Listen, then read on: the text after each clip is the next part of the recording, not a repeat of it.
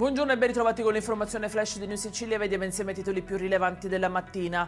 In apertura da Messina, per la prima volta gli immobili confiscati alla criminalità organizzata saranno utilizzati per dare un tetto alle famiglie che da anni vivono ancora nelle baraccopoli. 6 le abitazioni assegnate, è un segnale concreto e di alto valore sociale, ha detto il presidente della regione Schifani.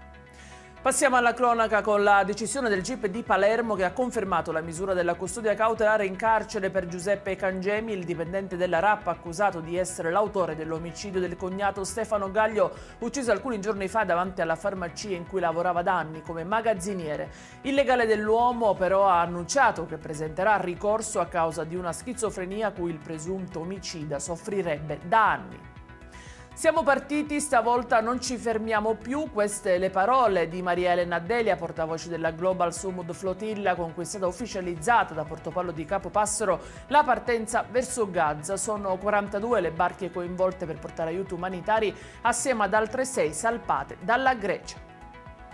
E continua senza tregua la lotta agli incivili e sporcaccioni di Catania. In 6 mesi redatti 2.830 verbali, di cui 2.219 contestati direttamente in strada e 611 grazie alle telecamere di videosorveglianza. Significativo il dato relativo ai non residenti: 549 sanzioni hanno riguardato infatti cittadini provenienti da altri comuni.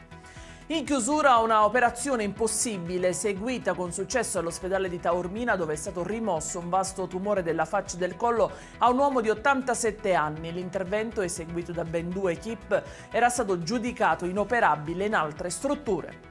Ed è tutto per queste edizioni. Vi ricordo come sempre che i dettagli su queste notizie e molte altre li trovate sul nostro sito www.newsicilia.it e sui nostri canali social. Grazie per averci seguito e appuntamento più tardi alle 19:30. Arrivederci.